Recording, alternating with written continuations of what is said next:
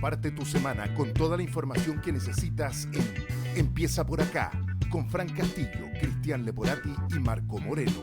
Todos los lunes por El Mostrador Podcast. El poder de la transparencia.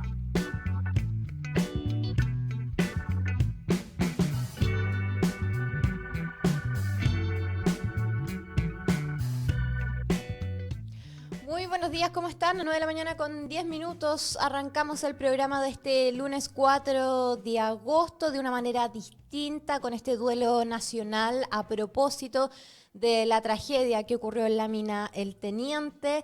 Tema de conversación, por supuesto, obligado para estos días, además de lo que siempre nos convoca en nuestros programas, la contingencia política, en particular la carrera presidencial que tenemos frente a nosotros, ¿cierto? Saludar a todos quienes a esta hora se están conectando a nuestras transmisiones y recordarles además que pueden suscribirse a nuestro canal de YouTube, @elmostradorpodcast, donde van a poder encontrar todo el contenido multimedia del Mostrador, incluyendo este programa para que puedan reproducirlo en el momento que quieran. Paso a saludar inmediatamente a los panelistas de este día lunes. Ya vemos en pantalla al experto en marketing político y académico de la Universidad Diego Portales, Cristian Leporati. ¿Cómo estás, Cristian? Muy buenos días.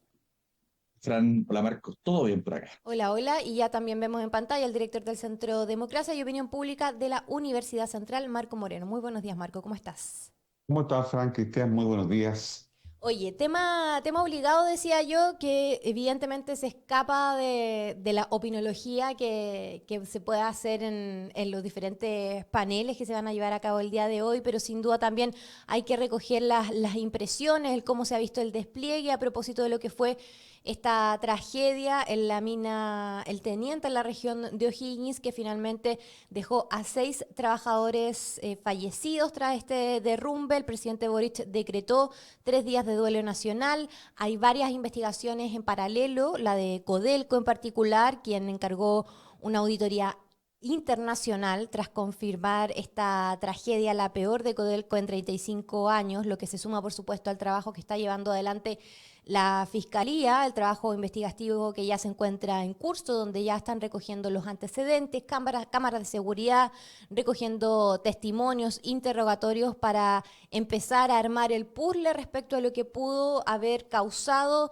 este derrumbe y encauzar la investigación en un cuasi delito de homicidio, señalaba ayer el fiscal regional, además de la investigación de Serna Giomín. Y por parte del gobierno, la ministra Vallejo hablaba esta mañana de que uno de los focos va a ser acompañar de cerca a las familias y monitorear también de cerca el trabajo del servicio médico legal para la pronta entrega de los cuerpos. Hizo un llamado a esperar con las ya anunciadas comisiones investigadoras por parte del Congreso, esperar también lo que va a ser el curso de investigación de las instituciones pertinentes como la Fiscalía y Codelco. Dicho esto, ¿cómo vieron el despliegue ustedes? ¿Qué les pareció el despliegue del gobierno? Y bueno, el impacto, la implicancia simbólica de lo que significa una nueva tragedia para el mundo de la minería en nuestro país. Varias evocaciones a lo que sucedió con los 33 mineros también fueron bien comentadas durante este fin de semana. Marco. Sí, se nos olvida que somos un país minero y que el riesgo que hay en esta actividad, a pesar de todos los esfuerzos por mitigarlo, por atenuarlo, ¿no es cierto?, siguen estando muy presentes, a pesar del avance tecnológico que hemos tenido, sigue estando muy presente. Y por lo tanto, cada cierto tiempo estas tragedias evidentemente golpean el alma nacional porque evidentemente la gente sabe que es una actividad que tiene mucho riesgo, ¿no? El trabajar en la minería, especialmente quienes están en la faena propiamente tal, ¿no? Y por lo tanto, esto genera un efecto emocional que tiene también un componente político. Ayer, Cristian tuiteaba, ¿no es cierto? Me cuelgo del tuit de Cristian a propósito de cómo el ministro de Justicia había actuado como vocero, ¿no? Que le voy a dar los créditos a Cristian y seguramente él lo desarrolla más, pero evidentemente el manejo comunicacional del gobierno creo yo que ha sido débil en esta materia en general, ¿no? Partiendo por la pésima vocería que hizo el ministro de Justicia.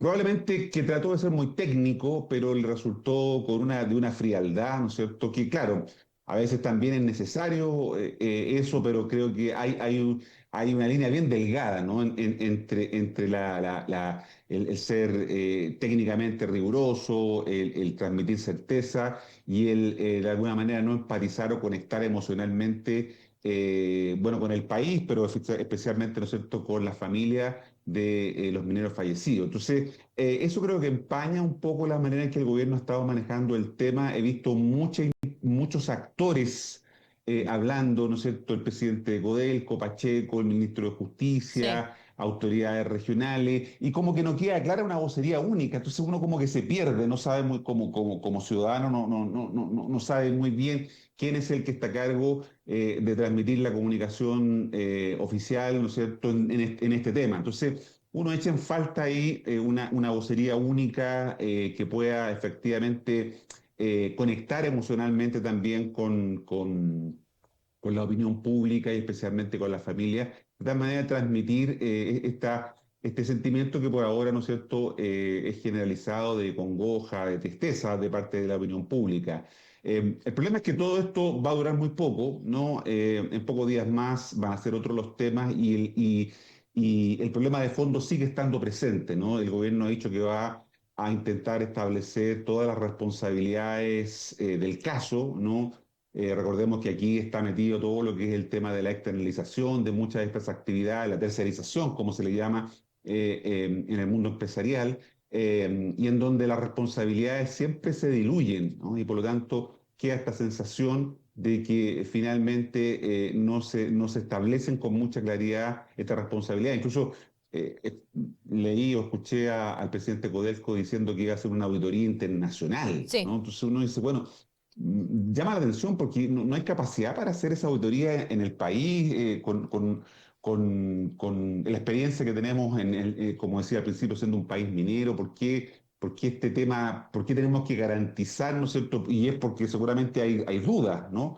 De lo que ocurrió allí y lo que envuelve a toda esta actividad cuando está tercerizada. Es cierto que en un primer momento había que preocuparse de rescatar a los mineros, ese era el objetivo, y después establecer responsabilidades, pero hoy día que lamentablemente, ¿no es cierto?, conocemos del fallecimiento de los mineros, evidentemente la búsqueda de responsabilidades se convierte en un objetivo muy trascendental para poder aclarar, ¿no es cierto?, qué es lo que hubo aquí, si hay algún tipo de negligencias, ¿no es cierto?, que sea atribuible a la manera en que se desarrolló la faena, o esto fue fortuito, evidentemente en esa zona, que es una zona que tiene mucha corriente sísmica en la alta cordillera. No es descartable que también haya habido un fenómeno de esta naturaleza. La Fiscalía todavía no tiene hipótesis sobre las cuales comenzar la investigación y por lo tanto están todos los elementos sobre la mesa, pero yo pongo el foco, y seguramente Cristian también va a coincidir conmigo, en el manejo comunicacional de la crisis, Mm. ¿no?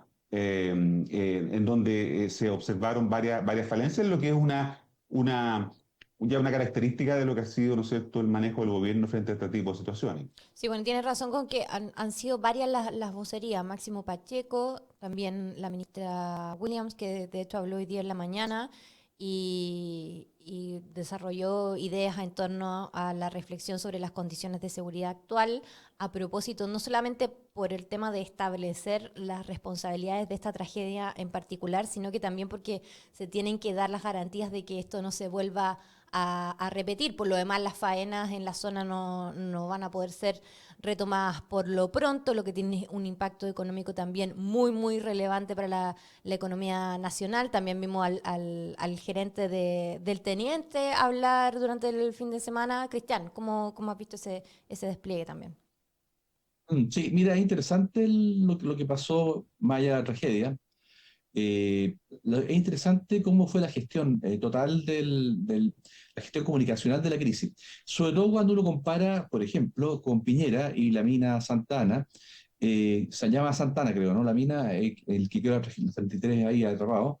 Es interesante esa comparación porque se nota que Piñera y el estamento ministerial del gobierno primero de Piñera venía del mundo más bien privado, Porque es clásico saber que, bueno, cuando hay una crisis, donde hay más encima muertes incluidas, siempre que tiene un solo vocero, un solo rostro, una sola persona comentando que es un perfil político y en este caso otro comentando con un perfil más bien técnico, que en ese momento lo cumplió Sugarret, si no me falla la memoria.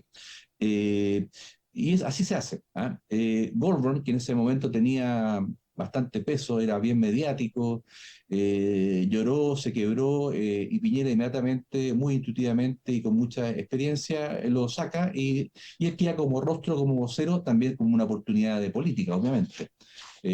Eso no hay que tampoco dejarlo de lado. Y si uno compara con lo actual, bueno, efectivamente, como señalaban tú, Fran y Marco, una variedad de rostros hablando de un tema que nadie conocía muy bien, porque efectivamente estaban bajo una tonelada de tierra, de roca, los mineros enterrados, y esa era la única realidad, ¿ah? No había otra, y que estaban trabajando y avanzaban metro a metro. No hay otra cosa más que decir. ¿Ah? Y todavía no hay mucho más que decir, porque ahora viene una investigación de largo aliento. En definitiva, ahí comparamos dos situaciones, ¿ah? Unas vocerías múltiples y sin un presidente que no es capaz de poner orden intuitivamente en esto y él asumir el rol como debería ser. No solamente porque, como señalaba muy bien Marco, la minería es parte identitaria de nuestra cultura. Chile es minería. No nos olvidemos cuando vino la nacionalización del cobre en los 70, el impacto que tuvo la nacionalización del cobre fue un impacto brutal. Hasta el día de hoy es un tema, es un hito histórico dentro de la historia política y minera de Chile. O sea, es un evento muy importante la minería, no solamente por la riqueza que genera, sino que es parte de nuestra formación desde el colegio en adelante. ¿Ah? Es lo cotidiano. Y en esa línea, eso siempre es fea la palabra oportunidad, pero siempre el rostro político, la autoridad máxima del país que tiene que estar al lado de la gente, de la familia de los fallecidos, es el presidente de la República, no es otro, no es delegable eso, comunicacionalmente hablando, porque además, políticamente también, es una oportunidad muy importante de mostrarte cerca de la gente. No nos olvidemos lo que pasó en la mina Santana, o sea, el éxito, yo recuerdo, básicamente lo que yo más recuerdo del primer gobierno de Piñera, sin lugar a dudas, es la recuperación del 33 minero. Con todo lo que fue después la hipérbole comunicacional de sacar un papelito a Piñera y mostrarlo, que están todos bien, y eso recorrió el mundo, salieron los titulares del Times, no sé, del País en España, de Le Monde en Francia, etcétera. Pero también hay nuevamente la poca visión política del gobierno y la mala gestión comunicacional en términos de sería de no tener un solo rostro político y un solo rostro técnico. Una grandes confusiones, mejor ni hablar de ministro Bajardo, que en verdad le hace falta un coaching urgente. Ahora, no solamente el ministro Bajardo, yo creo que debería ser un requisito para los ministros que asumen un cargo en cualquier gobierno, sin importar la tendencia política, que una vez que asumen el cargo deben inmediatamente, urgentemente, tener un coaching no solamente de saber cómo hablarle a la prensa, cómo responder a las preguntas desagradables, cómo negarse a la prensa pero diplomáticamente, sino también, oye, cómo se maneja una crisis.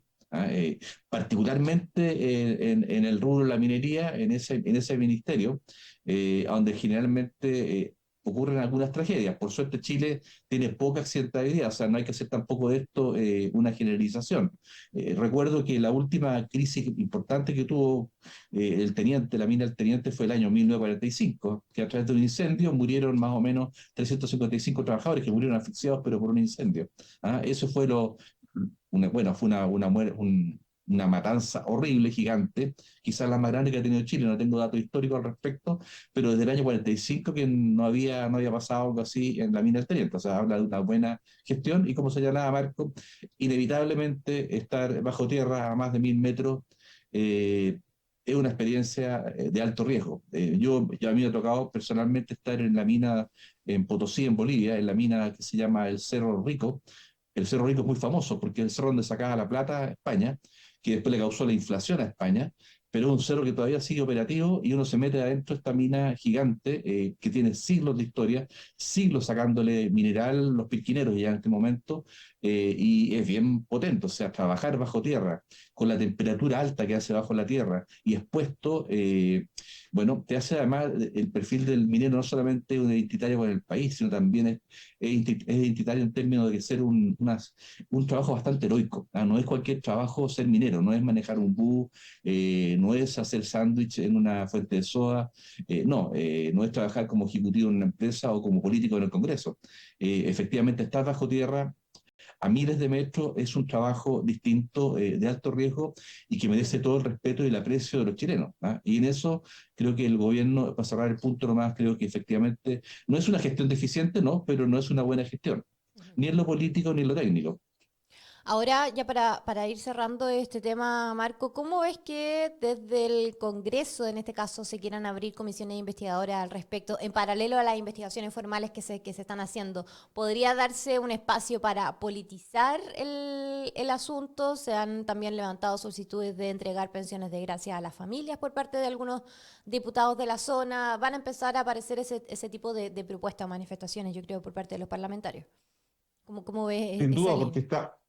sin duda porque estamos en un año electoral y evidentemente esta es una oportunidad importante que tienen especialmente los parlamentarios de la región para darse a conocer, digamos, visibilizarse dentro de sus electorados. Lamentablemente, ¿no es cierto?, se hace con una tragedia. Mm. Pero evidentemente forma parte de esto de la política. Es inevitable que se vayan a formar comisiones investigadoras.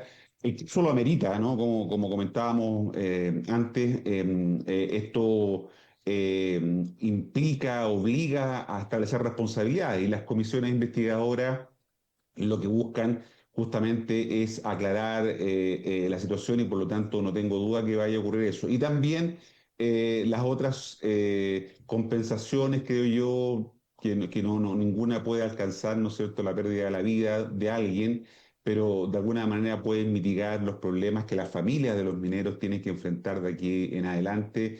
Y yo creo que puede ser una ayuda en la situación compleja que tienen esas familias, ¿no? Casi todos los mineros tenían Hijos. Hijos, hijos sí, y por lo chicos. tanto, Pero Oye, eran todos y muy jóvenes. jóvenes, todos muy muy jóvenes, jóvenes. sí, muy jóvenes, por lo tanto, evidentemente que el Estado pueda resarcir las presuntas responsabilidades que tenga son parte de ese escenario de posibilidades. Por lo tanto, vamos a tener esas comisiones investigadoras, se van a, digamos, a mantener por lo menos un tiempo, porque evidentemente esto va a requerir más esclarecimiento respecto a lo que pasó. Lo importante es que se establezcan las responsabilidades, porque lo que pasa con las comisiones investigadoras que no llegan a tener ningún Mm, efecto y la gente le pierde interés rápidamente porque sabe que no van a terminar en nada. Entonces, claro, los parlamentarios tienen pocas atribuciones Mm. para desarrollar acciones que vayan más allá de establecer los hechos o de alguna manera identificar las responsabilidades, pero la capacidad de que esto tenga respuesta está en el Ejecutivo, ¿no? Y el Ejecutivo aquí tiene una responsabilidad importante, especialmente Codelco, ¿no? Quien es dueño de la mina, del teniente, ¿no? Y por lo tanto creo yo que ahí hay que centralizar fundamentalmente las responsabilidades que puedan establecerse. Pero evidentemente el camino político es inevitable y forma parte, ¿no es cierto?, de nuestro ordenamiento institucional, ¿no? Pero Recordemos que la principal Marco, función de los parlamentarios es fiscalizadores y sí, ese es su principal pero un objetivo. detalle, ¿eh? Pero un detalle, Marco, es súper complejo el tema porque ellos están, los cinco chilenos muertos ahí, todos eran empleados de empresas, ¿ah? No eran de Sí, Codelco, eran subcontratados, ¿ah? claro. Entonces es súper complejo porque en el fondo si el fiscal está investigando un cuasi delito de homicidio, en el fondo, ¿cómo, bueno, van a ir todos en una demanda solidaria? ¿Van a ir todos, tanto por Codelco contra Salfa, por ejemplo, que es una de las empresas que fallecieron sus empleados? Es complejo el tema. ¿Ah? Y en segundo lugar, además es complejo porque uno podría pensar, bueno, si efectivamente hubieran sido mineros de Codelco, a lo mejor hubiera sido más responsable de Codelco. ¿Cuál es la responsabilidad de Salfa y otras empresas más que no recuerdo el nombre, por tener a sus empleados trabajando en una mina no una mina, no hay que ser tampoco exagerar, era una zona de la mina en que efectivamente parece que no era un lugar tan seguro. ¿Ah? Por lo que hemos escuchado en la noticia, habían temblores previos, habían sonidos, había como parecer una trayectoria ya de problemas en ese lugar. Entonces al final son varios los responsables. ¿Ah? Una vez que se esclarezcan los hechos, no es solamente uno, ¿ah? No es Codelco solamente. Y esa es la complejidad cuando tú estás Sí. trabajando para bajar costos, le asignas el costo a otro, a un tercero, que son los subcontratados. ¿Ah? Ese es el problema que finalmente tú perfectamente puedes, de alguna forma, lavarte las manos. No creo que vaya a ser el caso, porque Codelco es de todos los chilenos como empresa, no es una empresa privada, es de todos nosotros, y nosotros, obviamente, como chilenos, vamos a exigir que se sepa la verdad. ¿Ah? Pero no es fácil legalmente investigar el tema. No son empleados de Codelco, Sí. definitivamente. Por eso mismo mi pregunta iba sobre si era pertinente en este minuto que se desarrollara una comisión investigadora en el Congreso, cuando Eso es oportunismo, Fran. cuando la Fan, como complejidad del decía, tema va a meritar todo el esfuerzo de la Fiscalía por establecer lo multifactorial que pudo haber sido esta claro. tragedia y desarrollar las líneas investigativas como corresponde. Entonces, generalmente las comisiones investigadoras citan a las autoridades y va a haber una ocupación importante de tiempo en desfilar al Congreso por parte de las autoridades de Codelco, de la mina, los contratistas, etcétera, etcétera. Entonces, ahí me surge la duda, estoy interpretando, ¿no? Si corresponde en términos de tiempo, pertinencia, desarrollar este tipo de cosas desde el Congreso.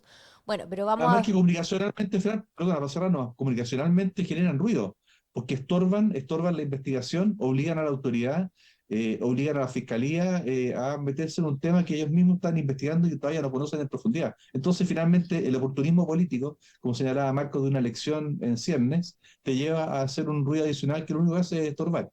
Y no sé qué le aporta en realidad también a los políticos. Yo creo que genera más bien rechazo ciudadano que otra cosa. Ujú. Pero bueno, tal como yo decía al principio, en el intertanto vamos a seguir atentos y atentas a lo que van a hacer estas dos líneas de investigación principales por parte de la Fiscalía y también esta auditoría internacional convocada por Codelco, a ver cuáles son las primeras luces que arroja esta investigación. En el intertanto también pendientes del trabajo que está haciendo el Servicio Médico Legal para la pronta entrega de los cuerpos que faltan. Así que ese va a ser el foco por lo menos en los días que vienen. Dicho eso, y a propósito del aprovechamiento electoral de este tipo de circunstancias, pasémonos al ámbito de las elecciones para mirar un poco lo que ha pasado en primero con la candidata de Chile Vamos, Evelyn Matei. Ya sabrán ustedes todo lo que sucedió la semana pasada, después de nuestro encuentro el lunes, cuando comentábamos lo que iba a ser el ingreso de esta denuncia o de esta querella por la campaña sucia, esta acusación contra el Partido Republicano y todo lo que sucedió después. Finalmente esta intención de ingresar la querella se baja con este video escoltada por el senador Chaguán. Inmediatamente después empiezan una serie de descuelgues, un desfonde por parte de parlamentarios de Chile Vamos, llamando incluso a una candidatura única por parte de las derechas en alusión a un posible descuelgue a lo que va a ser a lo que está haciendo la candidatura de Evelyn Matei por parte de parlamentarios de la UDI de Renovación Nacional. Finalmente esto reculó, bajaron un poco los ánimos luego de una instancia en Renovación Nacional donde se ratifica el apoyo, el impulso. Hoy día llevamos una nota en el mostrador.cl donde se señala este giro que se espera hacer por parte de este nuevo giro por parte de la campaña de Matei, reenfocar su campaña hacia el centro, mirando también un poco lo que fue esta carta que envió al diario El Mercurio en respuesta a una carta a Sebastián Edwards, donde pide disculpas por estas polémicas declaraciones que realizó hace unos meses atrás, donde justificaba el golpe de Estado diciendo que era necesario. Manda una carta al Mercurio pidiendo las disculpas correspondientes y señala que reconoce que estas declaraciones causaron mucho dolor, por lo cual espero que ofrezcan y acepten sus sinceras disculpas y se manda estas señales un poco confusas en relación a cuál va a ser el tono que va a ocupar de ahora en adelante luego de las polémicas internas, ¿no? Dicho eso, ¿cómo han visto ese despliegue? ¿Está desdibujada Evelyn Matei buscando el causal de esta campaña? ¿Cómo lo ves, Marco?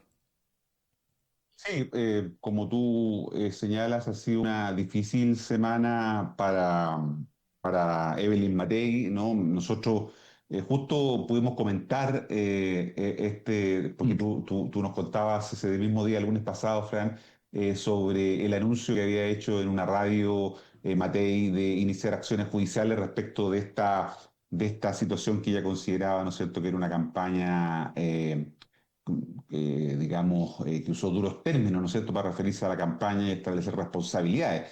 Bueno, Marco, y además dijimos que no iba a seguir, ¿te acuerdas? Que se iba a bajar. así. ¿Te acuerdas que lo Sí. dijimos?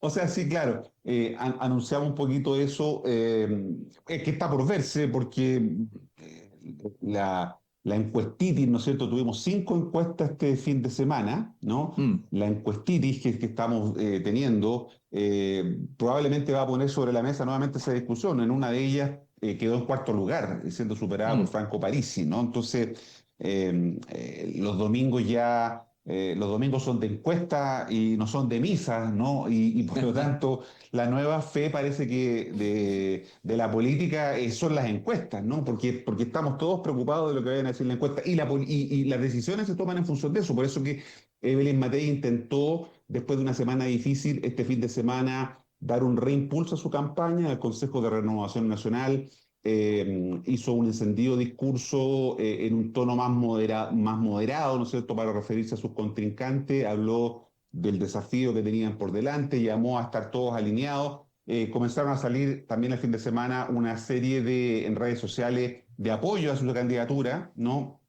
De personas que señalaban que estamos con Evelyn y había todo de alguna manera una estrategia comunicacional que buscaba posicionarla en este relanzamiento. Pero bueno, los datos de las encuestas vienen a confirmar otra situación, ¿no? Este estancamiento que está teniendo ella en términos del apoyo expresado en estos estudios de opinión. Y por lo tanto, creo que es difícil para Evelyn Matei poder enfrentar, ¿no es cierto?, lo que está siendo un problema en la política chilena y que es de alguna manera, clima, ¿no es cierto?, que están creando las encuestas en términos de las decisiones que se toman en función de las mismas, ¿no? 5 encuestas que hemos tenido con metodologías y diseños distintos entregan resultados, mostraron resultados que más que converger, que estar de acuerdo en lo que plantean, ¿no es cierto?, están mostrando más bien elementos que pueden llevar a los partidos a tomar decisiones, ¿no? Estamos frente a estudios de opinión, yo he dicho acá y otros especialistas también coinciden con lo que estoy planteando, porque no es algo que se me ocurra a mí, estos son estudios de opinión, no son encuestas electorales, propiamente tal, las encuestas electorales tienen una metodología, tienen una estructura que la hace ser distinta, por lo tanto, las encuestas son, de alguna manera, nos muestran un clima político de hoy día, pero no podemos proyectar los resultados electorales. El problema es que se está tomando decisiones en función de esta herramienta. El problema, por supuesto, que no son las encuestas. No estoy diciendo que las encuestas sean el problema porque son un instrumento, una herramienta. El problema es el uso que se hace de las mismas.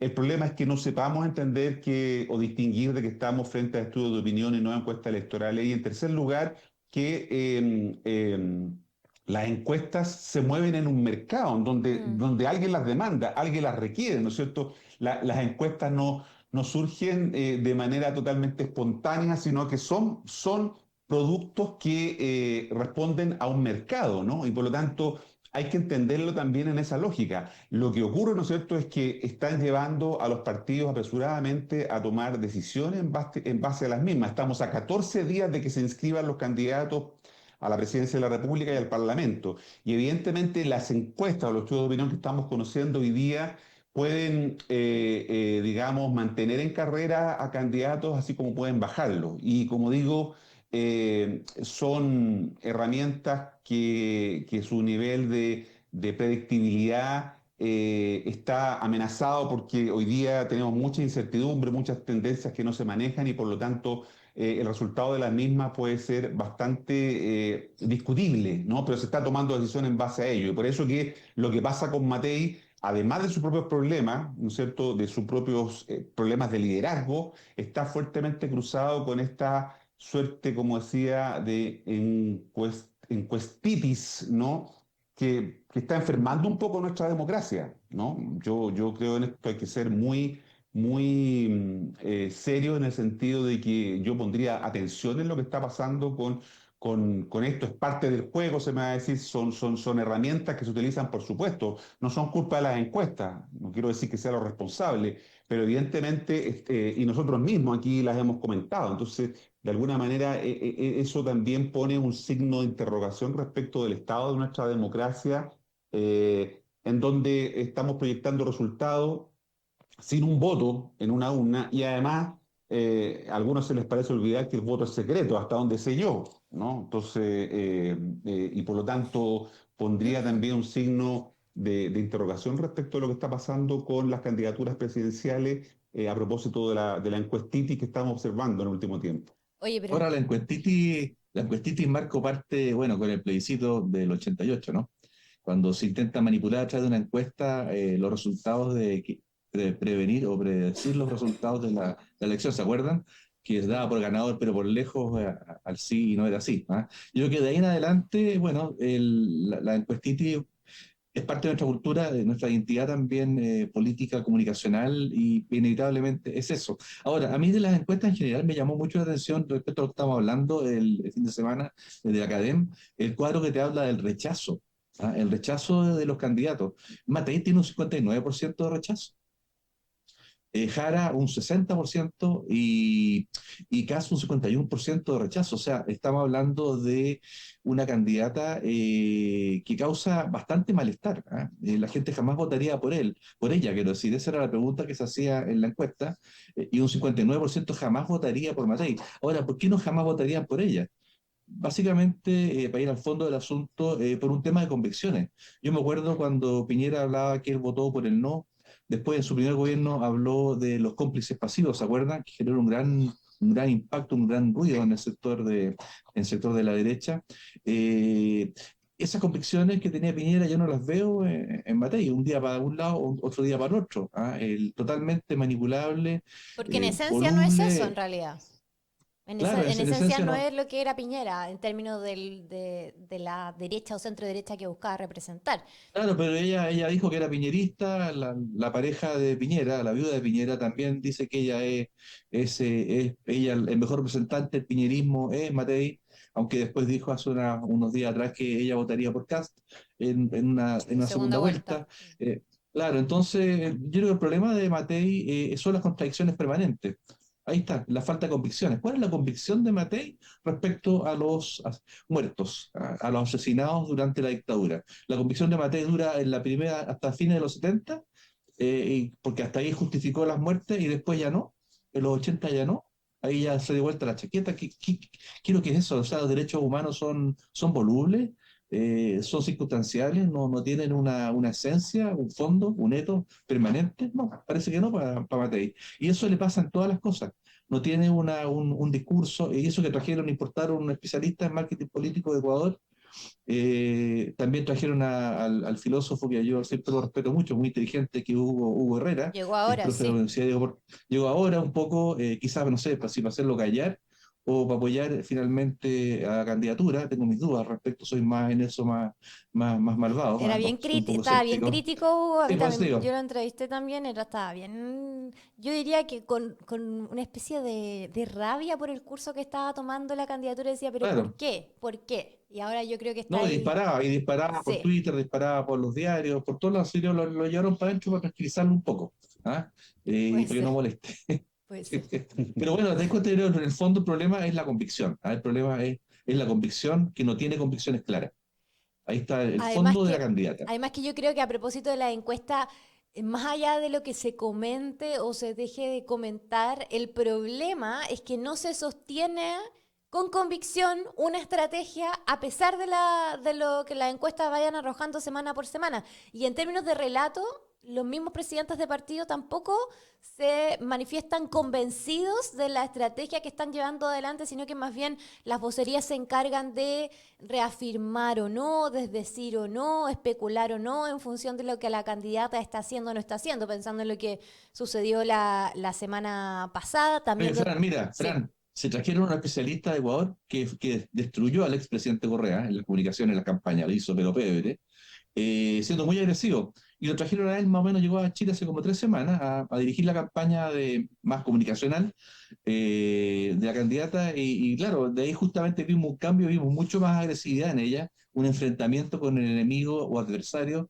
al frente, que era efectivamente no era Jara, sino que era Kast. Pero ya vemos que también esa estrategia la mató, po. La mató por su falta de convicciones. Bastó que los grupos de facto empezaran a decir algo, como nosotros lo planteamos el lunes pasado. Bastó después que algunos senadores empezaran a conversar entre ellos, se levantó una polvareda, Galilea se asustó y listo, se acabó el tema. No hay demanda, porque puede tener muchas consecuencias negativas para la candidatura y para el sector de Chile Vamos, y se acabó la historia. Entonces, ¿qué estamos hablando?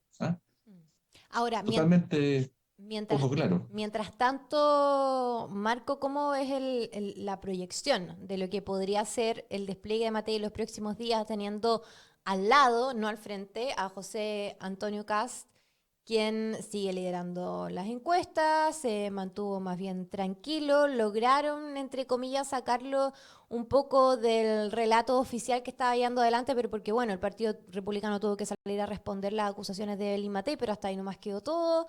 Siguen en curso también las negociaciones por los pactos de omisión. ¿Cómo ves el curso de la derecha de aquí hasta la inscripción de las candidaturas, por lo menos? Que como van las cosas puede haber cambios vertiginosos de un momento a otro. Claro, estamos a 14 días del plazo para inscribir candidatura y evidentemente en estas 2 semanas puede pasar de todo, como dices tú. Bueno, de hecho, en el tema de la negociación parlamentaria, en ambos bloques, en el oficialismo y en las oposiciones, está desarrollándose una fuerte disputa, ¿no es cierto? Primero, respecto a la discusión sobre si se compite en el caso del oficialismo en una o dos listas y en el caso de las oposiciones, si pueden concurrir en pactos por omisión Sí. en aquellas regiones denominadas como binominales, porque eligen 2 senadores, especialmente estoy hablando de la elección del Senado, ¿no? Eso no, esa noticia está en pleno desarrollo y vamos a ver lo que es propio de la faz agonal de la política en la que estamos hoy día, de la lucha por el poder, ¿no? Respecto de la conformación de las listas parlamentarias. Pero lo segundo tiene que ver con el tema presidencial, o lo primero tiene que ver con el tema presidencial. Efectivamente, la situación de Evelyn Matei no está fácil. Su estancamiento, como decíamos, en las encuestas, si damos fe de lo que dicen estos estudios sobre la opinión publicada, ¿no? Muestran eso, ¿no? Por lo menos las 5 encuestas observan eso. En una, la que aparece los días domingos, la CADEM, incluso está en una cuarta posición, siendo sobrepasada en el margen de error, por supuesto, por Franco Parisi, pero que muestra, digamos, que está irrumpiendo. Marco Enrique Minami anunció ayer que juntó 36.000 firmas, más de las necesarias para poder ser candidato, Sí.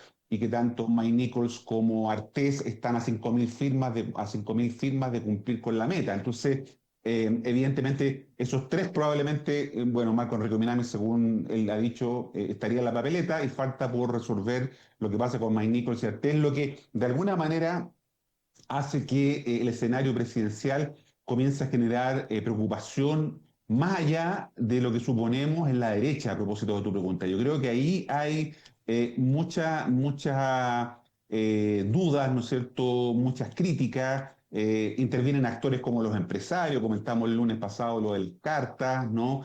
Y por lo tanto hay una fuerte presión por el tema de la unidad. Eso es lo que se dice, la unidad. El problema es que no explicitan con claridad a qué nos referimos, a qué se refieren cuando habla de unidad. Unidad se refiere, ¿no es cierto?, a que tiene que haber un solo candidato de la oposición o candidato Y una lista única.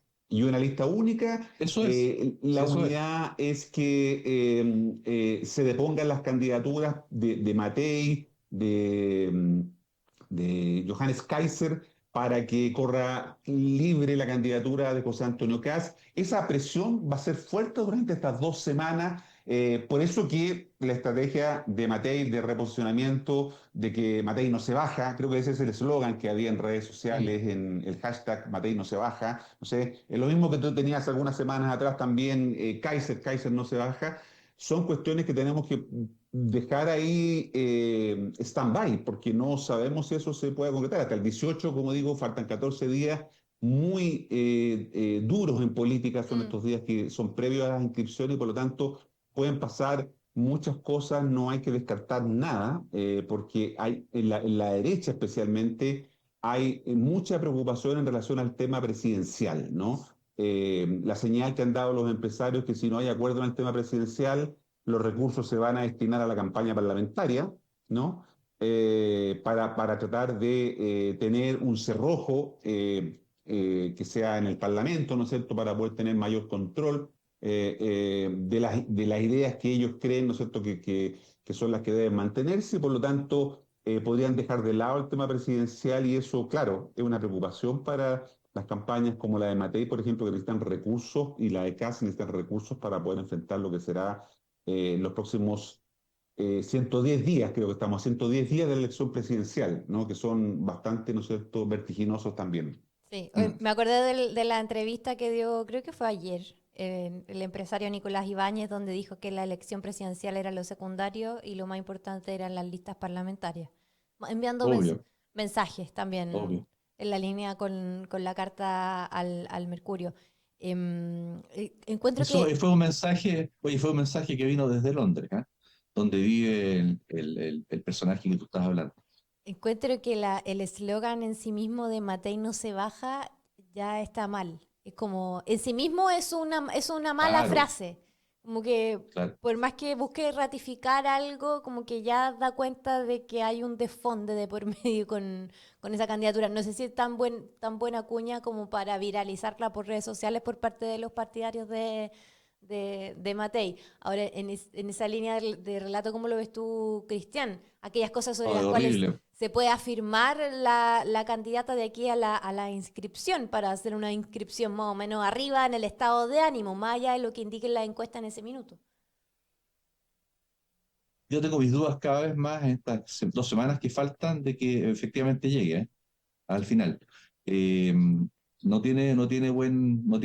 buenos atisbos esa candidatura hace rato, desde el comienzo en realidad. Ese eslogan, Matei no se baja, es horrible porque finalmente es una profecía autocumplida casi de Mm, la tragedia que se viene.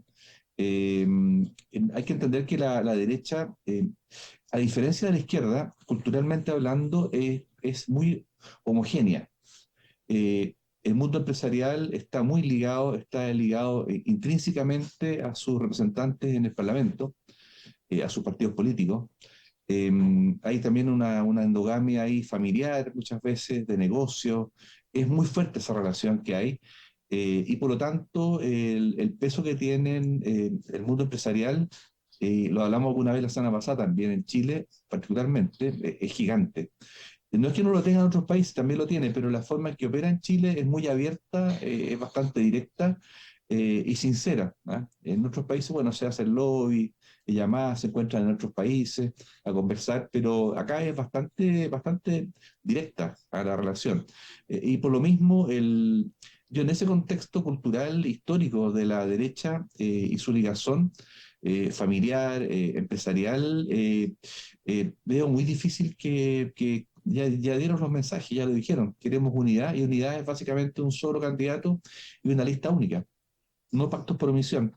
Eso es lo que quiere el mundo empresarial y ahí vendrán todas las presiones familiares, de amistad, etcétera, etcétera. Y yo creo que es muy compleja la situación para Matei. La izquierda en general es bastante más diversa. Si bien los une como tronco el socialismo, salvo la democracia cristiana, que tiene un tronco más bien cristiano, en general hay más diversidad, hay más opinión. La derecha en eso es bastante estructurada cuando hay que tomar una decisión dura como la que se viene. Es el mundo de las empresas. El mundo de las empresas no perdona. Usted no cumple con los resultados, señor, no cumplió con los indicadores de rentabilidad, los indicadores comerciales, etcétera. Se va nomás, afuera. Se le pagarán sus buenas lucas, pero se va. ¿Ah? Un poco pasa lo mismo, es la cultura que está intrínseca en la derecha. Por lo tanto, más allá de la frase bastante pobre y muy mal pensada estratégicamente, no es una frase estratégica, no es positiva, es negativa mm. implícitamente, hay un tema cultural a la derecha que no hay vuelta que darle. Yo creo que ya Matei intuye que está fuera va a hacer gestos de abogado. Cuando uno está en crisis normalmente y tienes tantos más asesores, pues el problema de los presidenciables en general es que tienen demasiados asesores y eso vale para todos los lados. Y al final te mareas, si finalmente el rostro es la candidata y es la persona que decide, como lo ha dejado bastante en claro Cast y lo ha dejado también bastante en claro Jara. Son ellos los rostros de sus coaliciones y punto. ¿Ah? Ellos hablan, ellos van a decir los momentos, ellos ponen el ritmo, ponen la música y no se la ponen los asesores a diferencia de Matei, ¿ah? Que tiene una cantidad de asesores, consultores extranjeros, locales, políticos, etcétera. Es una locura, o sea, es una locura estar en el rol, en el papel que está cumpliendo hoy en día la candidata Matei.